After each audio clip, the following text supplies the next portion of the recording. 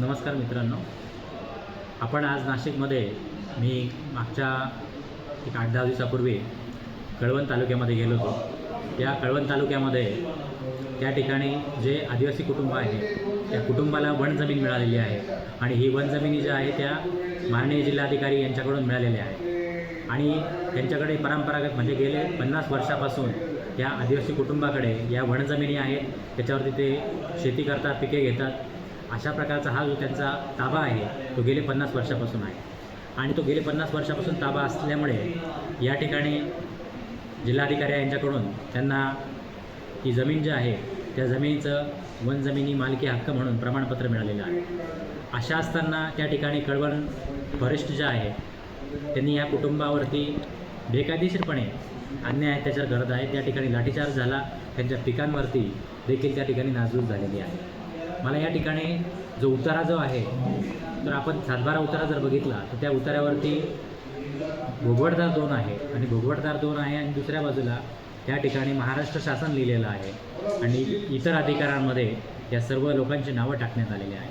प्रश्न असा आहे की ज्या वेळेला या लाँग मार्च निघतात, अनेक आंदोलनं या वन जमिनीच्या संदर्भात, वनपट्ट्यांच्या संदर्भात झालेली आहे, ते नेहमी होत असतात, परंतु त्या ठिकाणी जो 7-12 उतारा आहे त्या 7-12 उतारावरती मात्र भोगवटदार वर्ग 2मध्ये महाराष्ट्र शासनाचं नाव हे मालक सदरी आहे आणि इतर अधिकारांमध्ये या वनपट्टेधारकांचं नाव टाकलं जातं। तर ही या आदिवासी बांधवांची, या वनपट्टेधारकांची फसवणूक आहे का असा प्रश्न निर्माण होतो। कारण तुम्हाला 7-12 दिले तर 7-12 दिल्यानंतर वन जमिनी ज्या आहेत त्या भोगवटदार वर्ग 2मध्ये जरी असल्या तर त्या ठिकाणी महाराष्ट्र शासनाचं नाव हटवून त्या ठिकाणी या आदिवासी वनपट्टेधारक जे आहेत त्यांचे नावं या मालक सदरी आले पाहिजे, अशा प्रकारची 7-12 उतारे मिळाले पाहिजे। परंतु या ठिकाणी अनेक लाँग मार्च झाले आणि लाँग मार्च काढल्यानंतर दरवर्षी लाँग मार्च निघतात आणि ह्या आदिवासी बांधवांची फसवणूक केली जाते की 7-12 उतारांवरती मात्र भोगवटदार वर्ग 2 आणि मालक सदरी जे आहे त्या मालक सदरी हे महाराष्ट्र शासनाचं नाव आहे आणि इतर अधिकारांमध्ये हे वनपट्टेधारक जे आहेत इतर अधिकारांमध्ये यांचं नाव टाकण्यात येतं। तर या ठिकाणी जर तुम्ही गुलाम मार्च काढतात, अनेक मोर्चे करतात, मग तर त्या ठिकाणी या 7-12मध्ये जर त्या वनपट्टेधारकांचं जर नावच येणार नसेल मालक सदरी तर ही त्या आदिवासी बांधवांची ही फसवणूक आहे।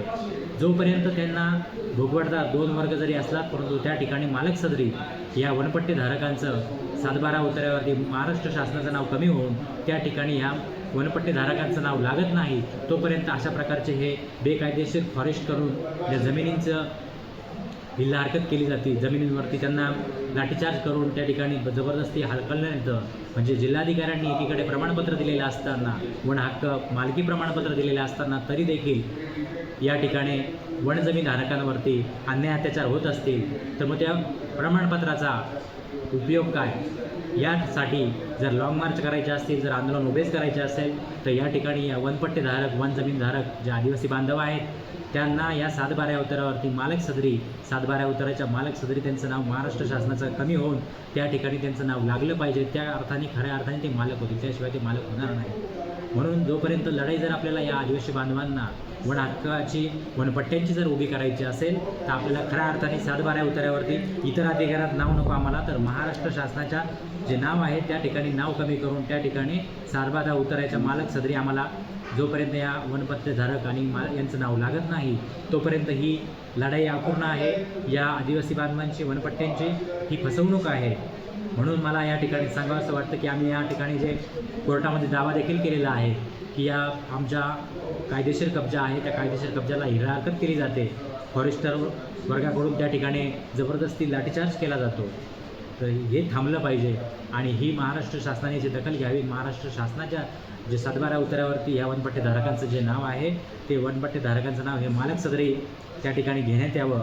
अशा प्रकारची जोपर्यंत चळवळ उभी राहणार नाही तोपर्यंत खऱ्या अर्थाने वनपट्टेधारक, आदिवासी बांधवांना न्याय मिळणार नाही असे माझं ठाम मत आहे। कारण मी गेले अनेक वर्षांपासून आदिवासी बांधवांच्या प्रश्नांवरती काम करत असताना त्यांच्या या प्रश्न ज्या आहेत ग्राउंडला जाऊन मी बघितलेले आहे, त्याच्यामुळे त्यांचा मूळ प्रश्न जो आहे की त्या वनपट्टे जमिनींवरती त्या 7-12 उतार्यावरती त्यांचं नाव इतर अधिकारात लावण्यात आलेलं आहे, तर त्या ठिकाणी त्यांचं नाव मालक सदरी जोपर्यंत घेतलं जाणार नाही तोपर्यंत खऱ्या अर्थाने ते मालक होणार नाही।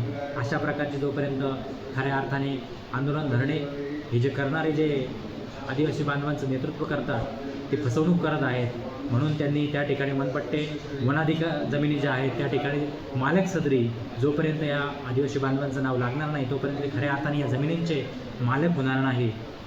आपल्याला जर या संदर्भात काही माहिती हवी असेल, वनपट्टे असेल, वन जमीन असेल, या संदर्भात काही अर्ज असतील तर मला निश्चितप्रमाणे आपण संपर्क करू शकता. माझा नंबर तुम्हाला खाली दिसेल. मी ॲडव्होकेट अमोल पठाणे, नाशिक. धन्यवाद. जय आदिवासी, जय जवाहर, जय संविधान.